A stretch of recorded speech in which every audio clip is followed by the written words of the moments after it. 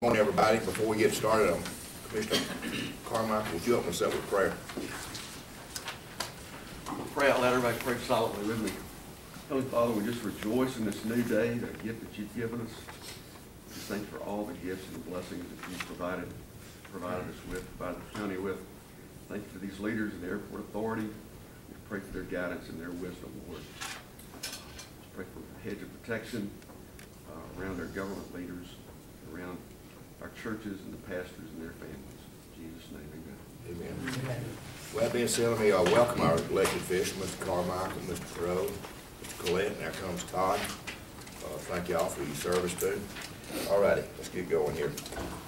Anybody want to hear the minutes from last month?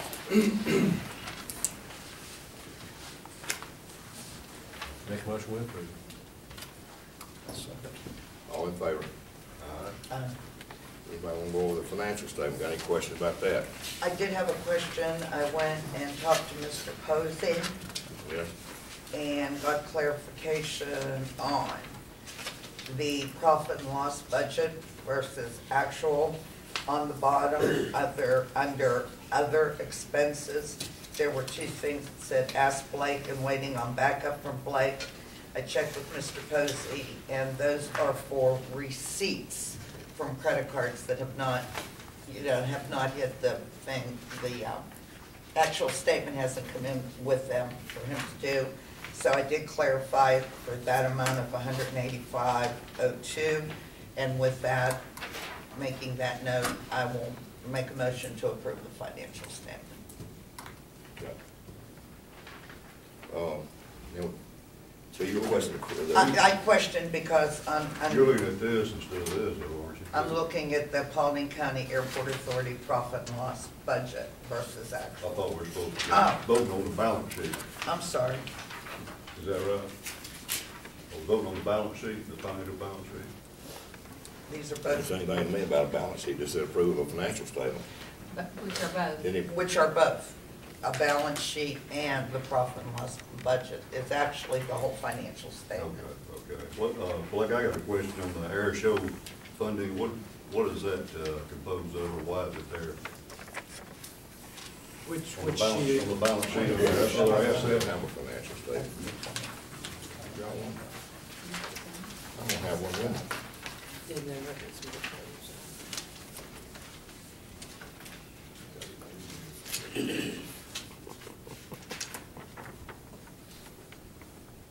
I'm looking for it. Under other assets.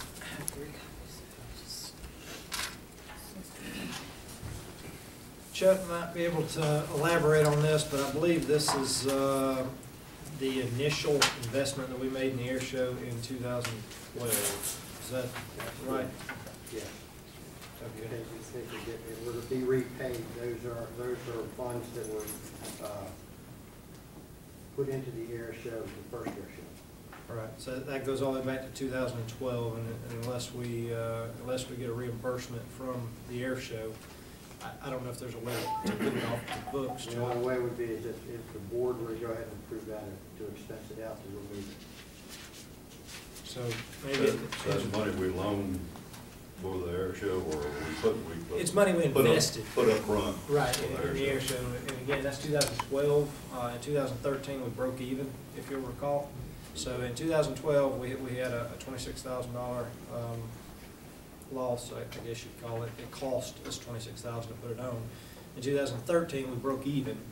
And then going into 2015, we don't have anything on the books at all because 2015 is being done by a separate entity. It's not going to be on our books because it's not our deal. So Would that really be an asset, though? Wouldn't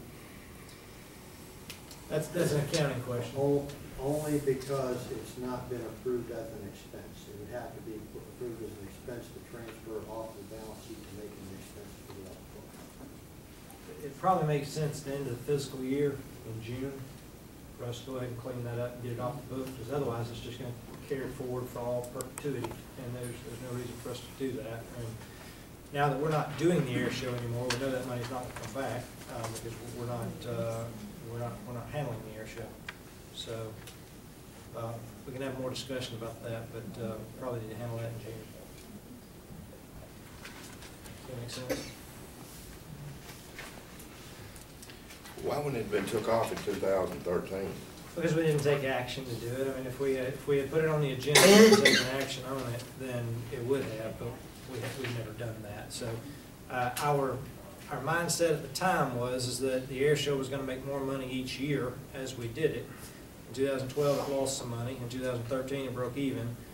You do it again, it should make money. Well, we didn't get to that point because we transferred the air show over to a separate entity. So we're not doing the air show. If we did the air show in 2015 and it made money, we would have recouped that and we would have taken it up, it would have come off the books at that point in time. But we didn't get to that point. So that's why it's still there. But after we made the decision to move the air show off the airport authority, we probably need to go ahead and remove that off our books as well. Does that make sense? Yep. Here's another. And they will be leasing the facility? They are, yes. Okay.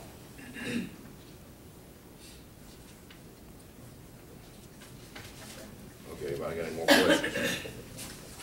I need a motion to approve. You have a motion? I'll second the motion. All in favor? Aye. Okay, was Joe here today? Joe's not here and Carrie's not here, so I will, I guess I'll handle the update for it. You can see from the handout that you have, sales in January down 9% from December. Average transactions 1.6 transactions per day. 102 takeoffs, 99 landings, 179 touch and goes, 23 FBO visitors.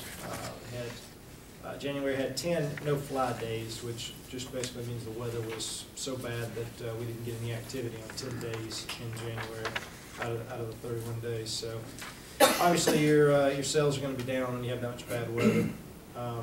He also had a note in here that January is traditionally the slowest month of the year, so it's not unusual for January to be down from December. That's actually the norm. And no new comments on AirNet. So any questions on those, I'll address them if I can. Good. Okay, Blake, construction projects. In our construction projects, we have the runway safety area project is wrapping up. I think last month we had someone from Michael Baker here who said they were just finishing up the punch list.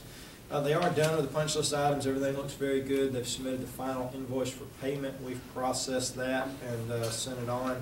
So we have the final documentations for close out the project that we've sent over to the FAA and Georgia DOT. So that project will be officially closed out by the end of the month. We'll of course still have some warranty time on it in the event that there's any warranty work that needs to be done, but otherwise that project is totally closed out.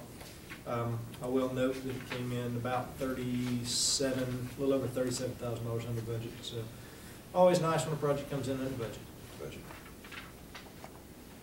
So the grassing out there, is that gonna be under warranty, the grassing does not perform it, or we gonna hold some of the retainage back to that grassing has performed? We're not going to hold the retainage back on the grassing. We just handle that as a warranty item. Our warranties, we used to do a 12-month warranty on grass. We've changed that. We now do a 24-month warranty on grass. So since we have such a long warranty, don't really feel like you can hold retainage for 24 months. That would be pretty excessive. So we are going to release the retainage, but do have the 24-month warranty on it. As you guys know, it's Plateau that did the work. We've worked with Plateau, a half dozen times or more. They've always been pretty good to come back and take care of things. So fortunately, we have a good relationship there. If it was somebody that we didn't know and had no relationship with, we might think about that a little differently, maybe. What area are you talking about, Ellis? Well, I didn't go out to the runway safety area. I drive in right there where the proposed fire station is supposed to be the detention pond. There doesn't have hardly any grass on it. So, I mean, the typical way that's usually done is you hold back if there's a grassing issue, you hold back the X amount of dollars for that issue, and you don't pay them 100% retainage, but you hold back, and if it's $8,000, you hold back $8,000, you kind of determine what that value is and hold that back instead of paying them all the retainage.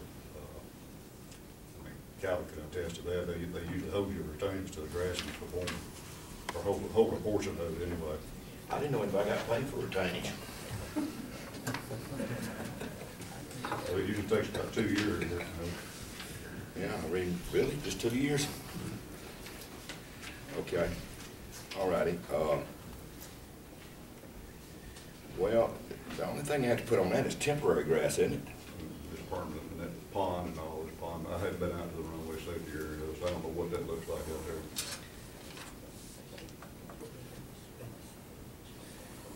Two things on it, I guess. One is we're dealing with federal money, FAA money, so they're okay with us holding retainage for some period of time, but they don't want us holding it for a long period of time because they have to close out their project, close out their books on their projects. So we kind of sort of weigh the liability versus FAA wanting us to get the project closed out so they can close the books out on it. So again, in this case, I feel comfortable with it because we have a good relationship with the contractor. If it was someone else, then I would probably be a little more cautious about it. Okay. All right, anything else on that? All righty, move on. Wildlife concerns, Blake. Wanted to let you know that USDA had sent out their folks and did a 3-day survey of wildlife on the airfield. They did surveys morning, midday, and evening for 3 consecutive days. They're currently preparing a report for us. Don't have an ETA on when the report will be done, but I would assume we'll probably have that next month. So it'd be good to get that report back from them and see what kind of activity they logged over that 3-day period. That'll help us significantly with trying to make sure that we keep critters off the runway. So, How would they do that? I know it's a dumb question, but how would they do that? they sent folks out who are trained in Killing? well, no, not killing. They sent folks out who are trained in observing activity and wildlife, the way they move across the airfield, around the airfield, all that type of stuff. I mean, that's what these folks do 365 days a year is take a look at wildlife activity and do these types of studies. So I didn't go follow the guy around because I figured I'd probably get in his way. But it will be interesting to see exactly what comes back out of the report. Of course, we know there's wildlife activity all over the airfield because we see evidence of it everywhere. So I'm sure that they picked up on a whole lot more than what we picked up on. Like, with that wildlife, is that where that fence comes in? Will they be making the recommendation for that I fence? suspect that they probably will, because I think it's probably, we have nearly 700 acres out there, so to try to keep wildlife off of 700 acres is going to be next to impossible without a fence. So I suspect that's what they're going to recommend, but I don't have anyone knowing that for sure. I'll just go on down to B there, Blake. Changing services, wanted to spend a couple of minutes on that this morning. We talked about this, I guess, the last couple of months, that with the changeover from the commission to the airport authority, we had to change over all of our services. That included everything from water and sewer and electric and phones and internet, the whole 1 yards.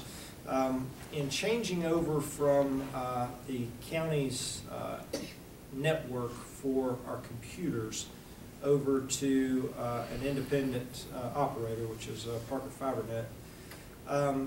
The transition has gone pretty well, but we've run into a couple of problems that we're trying to resolve right now. One of those being, previously we were working off the county's network in terms of housing our computer files, electronic files. They were on the county's network, they were on the airport drive. So whenever Yolanda and I were working off the same set of documents, the same set of files. Now with the transition, we no longer have a network. We don't have a place to keep all of our files other than on our desktops. That's causing some problems, as you can imagine, because we're constantly having to switch files back and forth between us. So a couple of reasons I'm bringing this up. One is, we have, of course, in the past utilized the county's IT department for any kind of issues like this that we had. However, being independent now, we can no longer depend on the county's IT department. We have depended on Jason Summereyer to help us out with our website and to take care of a lot of that stuff, and he has done a tremendous amount for us. Pro bono, at no cost. He's not charged us for anything that he's done for us over the last several years. But we're at a point now where we need some IT help. We're gonna have to get somebody in to help us get a network set up so that, two things. One, that Yolanda and I are working off the same set of documents, and two, so that there is backup and redundancy so that if something were to happen to one of our computers, that we don't lose files and lose information. So we're gonna be going and finding someone, we'll get the Chamber's help with that, to come in and help us set up that network. A real live example of the problems that causes, last Thursday, you all got a copy of the agenda. Yesterday, you got an updated copy of the agenda. The reason you got an updated copy of the agenda yesterday is because Yolanda and I were working off two different files. So the agenda that you got last Thursday was not the updated agenda, and that was my fault that we didn't coordinate closely enough to make sure that we had the right agenda going out. But we didn't discover until yesterday that you guys had the wrong agenda, because one agenda was on my computer, one was on her computer, and we didn't have the same agenda. So that's just one example of the kinds of issues that we're running into with the computer system, and a reason that we need to get some folks in to help us out with that. What kind of money are you talking about to do this? Honestly, I don't really have a good idea. I suspect that instead of, the county has a, almost like a mainframe system where upstairs on the third floor, they've got a bunch of computers set up where everything's processed through a central point. Yeah, I don't think we're going to be doing that out at the airport just for two computers. I suspect we're going to have more like what they call a cloud. I don't know if you're familiar with that or not, where everything is basically housed off-site and all of our data is housed off-site, and we're both tying in through the internet to the same system where, again, we're operating off the same files, not operating off two different set of files. So that's why I bring that up. I want to make sure everybody understood. We don't typically send out an updated agenda the day before the meeting, but unfortunately we discovered that we were operating off two different agendas and needed to send you out the correct one. So, Have you looked into any of the companies that do that virtual cloud? I really haven't. I've asked Jason to just give me some information on companies that do that and give me some suggestions, and he hasn't done that yet, but said that he would. And again, I wanted to reach out to the chamber and make sure that we're using somebody who's a chamber member for those services. We have a great one that we use at the chamber. Absolutely no problems. Very good. Well, how much does that cost? The service that we pay for him to maintain, and we have 7 computers, is like $250 a month. And we have a server, and he can go online and iCloud, etc. And the city just went to VC3, virtual cloud 3. Yeah, but it works well, and we call him night or day to make sure it works. TDS is the name of the company. This is the one I want to hear about, the EA. Well, the EA, as you know, we've got this on as a monthly update. There's still not a whole lot to report. Michael Baker's working on it as quickly as they can. They originally were utilizing mostly personnel out of the Atlanta office. They've now expanded out, and they're now utilizing more staff out of their not Charlotte, but the Carolinas, wherever it's at. But they're now utilizing staff out of state, more so than the staff here in Atlanta. So that was just simply a decision that they made internally, that they needed to bring some folks with some different expertise to the table. So they have finalized a draft of the first couple of sections and have sent that to DOT for comments. Haven't gotten any back yet. So as of this point, I really don't have a whole lot to share with you other than the work is underway. How deep are they into it now? I mean, what kinds of things are they doing? Well, they're up to their eyeballs, and they're already looking at of course, all there, I think there are 39 different categories that they look at, everything from historical, archaeological. They're looking at all of them simultaneously because it's not the same people who look at the different sections. In other words, the guy who's looking at the historical is not the same guy who's looking at wetlands. I mean, those are two different people. So they're really doing all of it simultaneously for the most part. So they're looking at historical, archaeological, wetlands, even have to look at wildlife as well. But there are really probably 20 some odd folks who are actively working on it at this point in time. So it's well underway. Now, let me ask you this question. Are they doing anything different than we did the first time? I think that it's a little different than what we did the first time, because what they're having to do is they're having to go back and take what was done the first time, and they kind of have to run a little bit of a check on that to make sure that everything was covered. And they have to determine if there's new things in addition to what was done the first time that need to be done. And if you'll recall, the first environmental assessment, we also did a modification, or it's not called a modification, I can't think of the right term off the top of my head, but we added some additional work onto the first EA to cover the terminal apron expansion area, just to the east of the terminal building. Yes, exactly. So there's two documents that they did previously that they're having to go back and take a look at those first two documents and determine whether or not anything may have been left out of those, or anything may need to be re-looked at from those, and then they can move on to the new things that haven't yet been covered, such as the extra 500-foot taxiway and so. Is there any red flags thrown up yet? No, pretty much everything so far has been exactly what we expected. I mean, I don't want to say anything that's going to minimize the effort that's being done, because it's a huge effort that's being done. But we don't have a lot of construction in this next phase. So, whereas the first EA, we were disturbing 400 acres of land. That was a massive effort to look at all of that area in terms of wetlands and all kinds of historical, no matter what it was. It was a big effort to look at it. So it's a different effort this time. It's not hardly any land at all that's being disturbed. So it's not based on a lot of land disturbance, whereas the first one was primarily land disturbance. This one really doesn't have much land disturbance at all in it. So this one's really looking at other items such as the traffic forecast and the change if there is a change in the noise footprint and things like that. So it's a different document than the first one. Okay. All right. Anybody got any questions about that?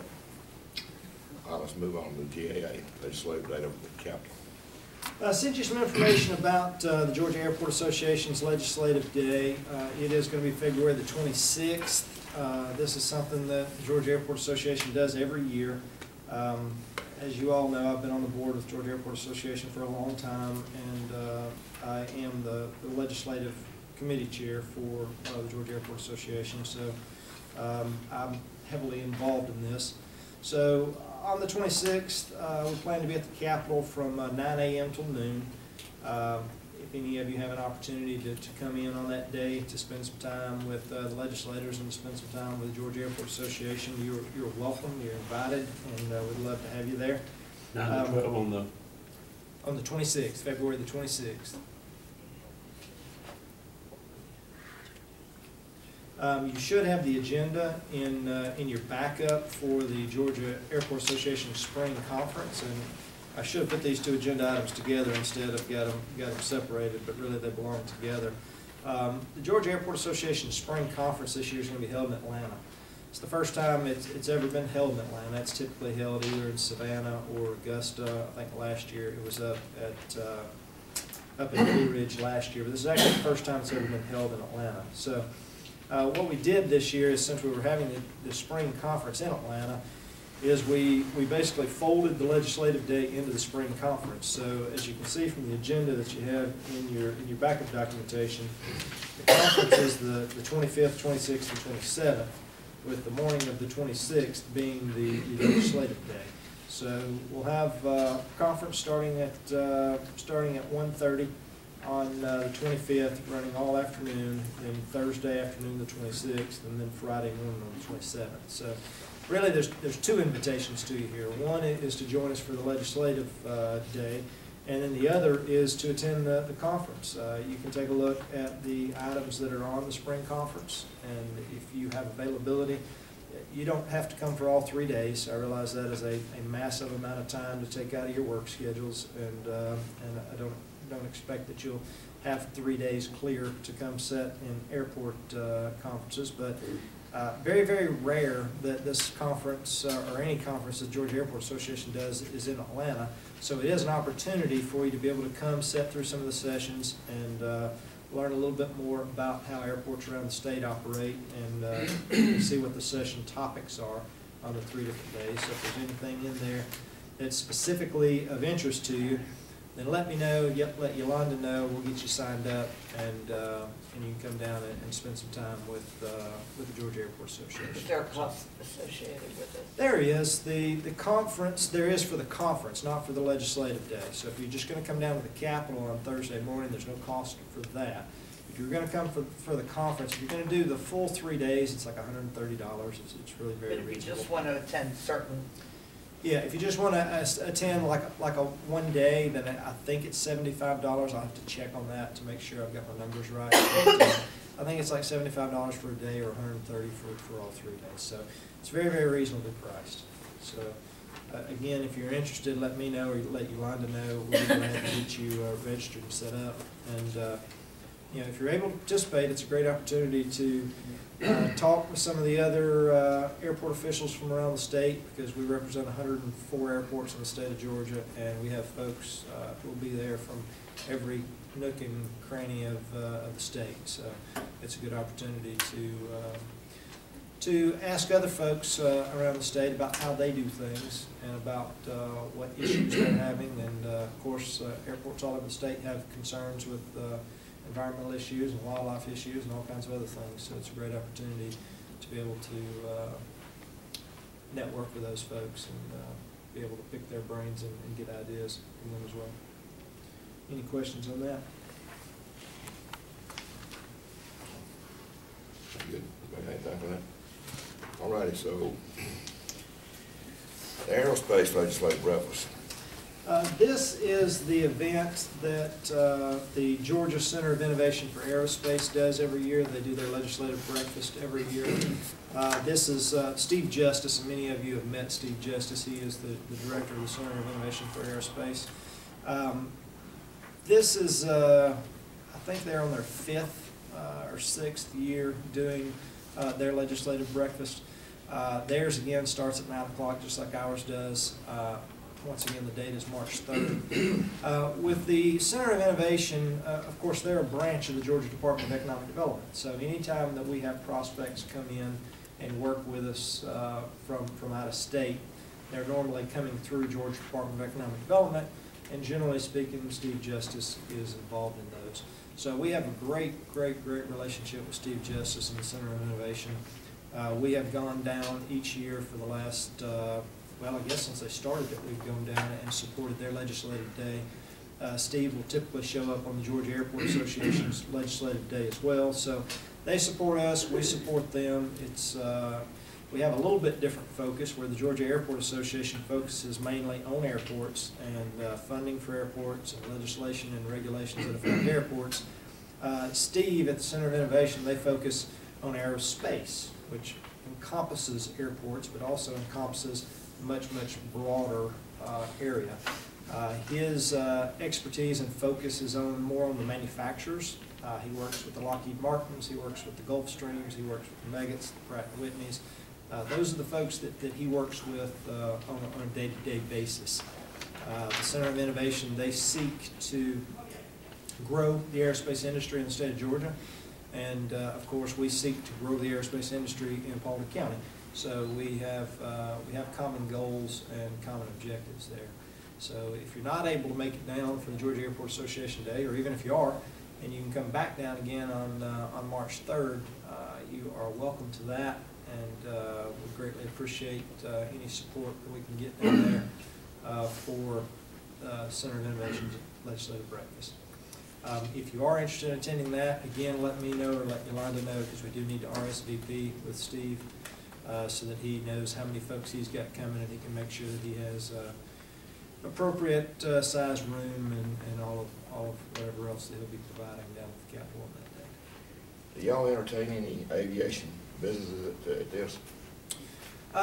Well, all of the major aerospace companies in the state of Georgia pretty much participate. So there will be someone there that day from all the companies that I just named, from Lockheed Martin, from Gulfstream, from Meggitt, from Pratt & Whitney, from GE, from Thrush, you name it. If it's a major aerospace company in the state of Georgia, they're going to have somebody there on March 3rd. So it's their event is a good bit bigger than the Georgia Airport Association's. This year will be different probably because we have our spring conference connected to the legislative day. So we'll probably get much bigger participation this year than what we normally get on GAA's legislative day. But it's great to have those two events basically a week apart, because we go down and talk to all the legislators that we can talk to about supporting airports and funding and whatnot, and then a week later they get the manufacturers in talking about how important and big the aerospace industry is in Georgia. So it's kind of like a 1-2 punch. We at one point in time talked about doing those events on the same day, but ultimately we decided that it was better to do them about a week apart because they get hit twice with the message, and the message is that aviation and aerospace is important in Georgia. So. Let me ask you a little sidebar question. When do you see corporate coming back? We already see corporate coming back in terms of orders of aircraft. Right now, Gulfstream has a record number of orders, the most they have ever had. Same thing with Dassault. So we are seeing corporate come back. Now, the interesting thing is that we don't see that the hours of flight time for corporate is not back where it was at, but the orders for aircraft is back to where it was at, which tells us that corporations think that their futures are solid and that they're doing well. So they're still not flying quite as much as what they were, but they're ordering airplanes, which indicates that they are going to be flying more. As you know, from 2008 to 2012, a lot of corporations sold their airplanes. They got rid of their flight departments. So those folks have been either flying commercial or they've been flying charter. So now they are ordering airplanes, which means they're putting their flight departments back together and hiring folks for their flight departments. So we do expect to see a big ramp up in corporate aviation. Well, it used to be about, about 2 years out. From the day you ordered a plane, you actually got it. Is that running about through now? Yeah, it is pretty close. Yeah, it might not be quite 2 years, but I think that number's pretty consistent, pretty close. Okay. All right, we done covered the spring. Approved contract with Chamber for Administrative Support. We've discussed this previously. This is the contract for the Chamber to provide Yolanda's administrative services to the Airport Authority. Just as a recap, the driving focus behind this was her insurance and other benefits. So as the Airport Authority really doesn't have enough people to get competitive prices for insurance and other things like that, it worked out better for us and better for Yolanda to remain with the Chamber in terms of good benefits. So that's essentially what this contract does. If there's any questions, I'll be glad to answer them. So moved. Second. All in favor? Aye. Abstain. Okay. All righty. All right, let's adopt the airport department budget. All right, this last agenda item is one that I'm not even 100% sure that we needed it, to be honest with you, but I felt it was better just to go ahead and do it anyways. just out of an abundance of caution, really. The FY15 budget that was approved by the Board of Commissioners as part of their FY15 budget was, of course, transferred to the Airport Authority as part of the intergovernmental agreement that was approved by the Board of Commissioners and the Airport Authority. So that budget was transferred over lock, stock, and barrel. We basically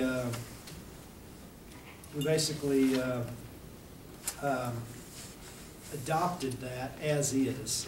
However, we did not take any further action in terms of approving those budget items. And again, I don't know that we necessarily needed to, because they were approved by the Board of Commissioners back in August of last year, and then transferred after they were approved. So it may be that we didn't necessarily need to do this, but I just felt like with all the open records requests that I get in my office, all the inquiries that I get from different law firms in my office, it's easy enough just to stick it on an agenda and go ahead and approve it. So these are the budget items that we're working off of, and again, these are the budget items that were transferred from the Board of Commissioners to the Airport Authority in October of last year. So we're asking you just to approve these agenda items, again, out of an abundance of caution. I feel like they've already been approved, but they weren't approved by you. They were approved by the Board of Commissioners and then transferred to us. So if anybody's got any questions, I'll be glad to address them. Well, exactly is the way this is itemized. The county's budget is a little bit different because in the county's budget, they don't show them itemized. And also in the county's budget, they had payroll in there.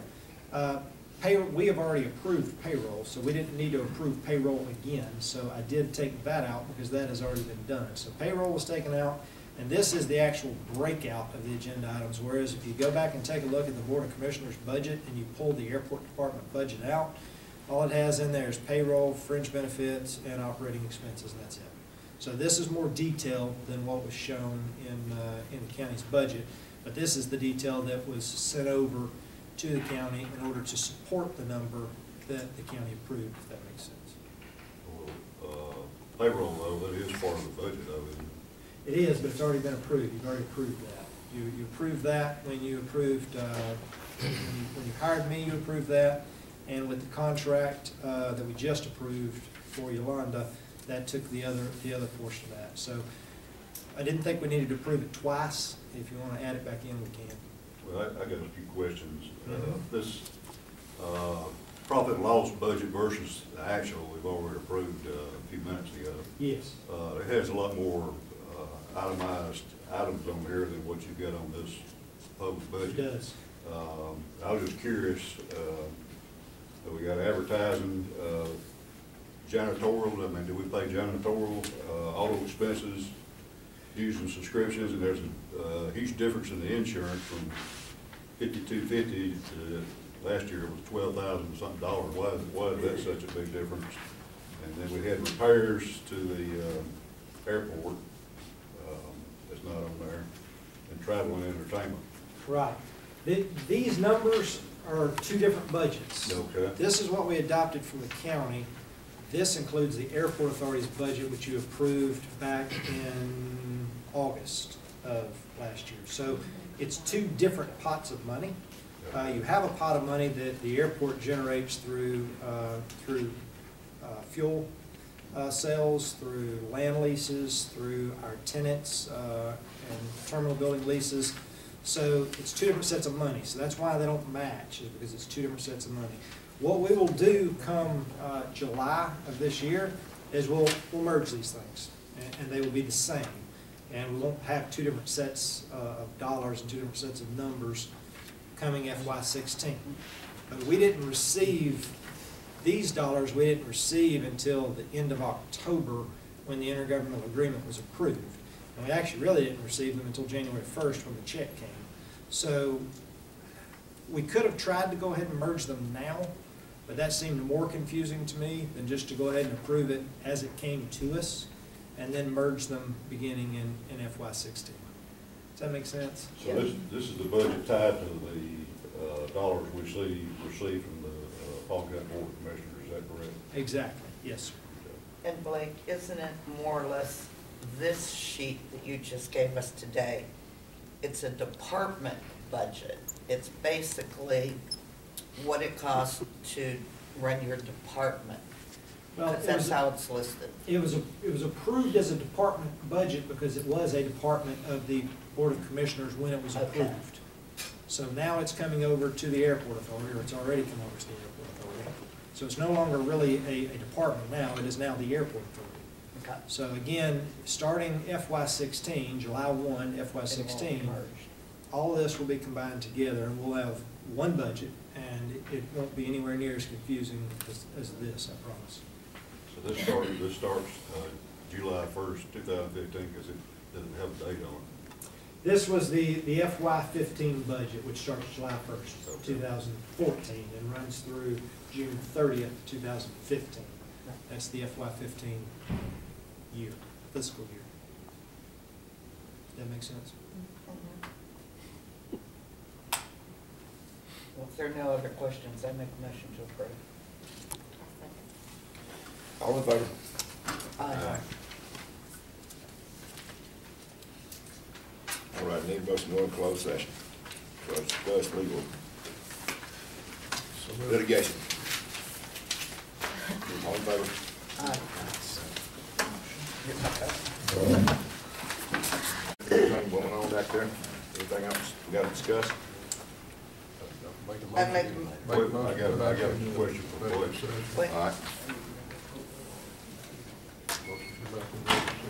Yeah. All in favor? Blake, regarding several comment on the bond agreement, they were, under that agreement, they were supposed to place $500,000 in a security deposit for the bond payments. Have they done that yet? They did not place the money into escrow. They did make the bond payment.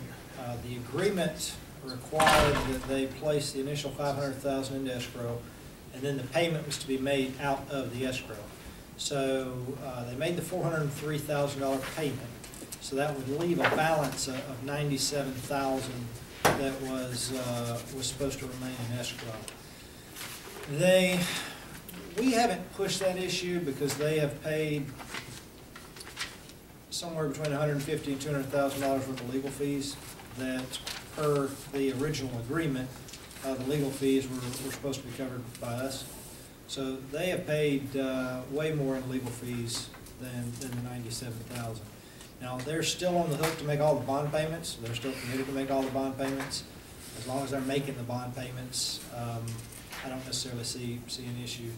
If we want to discuss with them that remaining $97,000 for escrow, then I'm glad to send them some correspondence on that. Were they supposed to keep that in there ongoing at $500,000? No, sir. No, sir. It was only an initial escrow deposit, and that was it. Payments were to be made out of that, and they weren't required to maintain the balance. They were only required as an initial deposit, and that's all. And then before that, we had a agreement. Let's see, we had an agreement on the taxiway widening and the runway safety expansion with the Michael Baker Group. Yes. $240,000, and they were Yes. to share that cost. Has all that been billed out, and did they pay their half directly, or they reimburse the airport, or what? They reimbursed the airport, so yes, all that has been paid out, and they have paid their portion, yes, sir. Since that contract closed out? Well, the contract doesn't technically have a closing until it's reimbursed from the FAA. So that money for that engineering will eventually be reimbursed, and when it's eventually reimbursed, they'll get their half back. So it won't really be closed out anytime in the near future. But as far as the commitments that were made, the engineering was done, it was paid for, they paid their portion. Yes, sir. Anybody got anything else? All right, I need a motion to close.